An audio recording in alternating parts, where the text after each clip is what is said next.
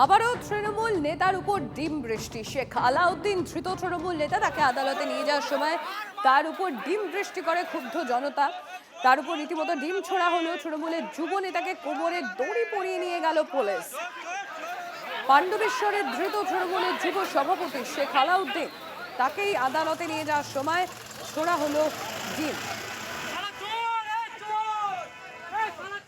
গ্রেফতার কেন করা হলো জানি না।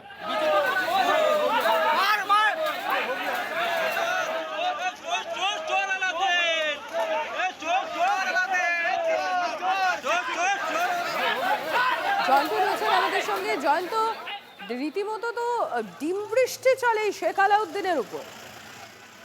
এখন এই জিনিসটা যখন শুরু হয়েছে অভিষেক বন্দ্যোপাধ্যায় থেকে, সেইটা কিন্তু রাজ্য জুড়ে ছড়িয়ে গেছে। আজকে সেই ছবিটা দেখা গেল পাণ্ডবেশ্বরের যুব নেতা শেখ আলাউদ্দিন, তাকে গ্রেপ্তার করে যখন পাণ্ডবেশ্বর থেকে দুর্গাপুর মহকুমা আদালতে নিয়ে যাওয়া হচ্ছে, সেই সময় ব্যাপকভাবে চিহ্নিত হয় এবং এই চিহ্নিতটা খেলা চক্করে যাতে না হয় সেটা বন্ধ করার চেষ্টা চলছিল বেশ কয়েকদিন ধরে। কিন্তু আজ থেকে দেখা গেল আদালতে বের করার পরই ব্যাপকভাবে নজর থাকবে আমাদের। ধন্যবাদ।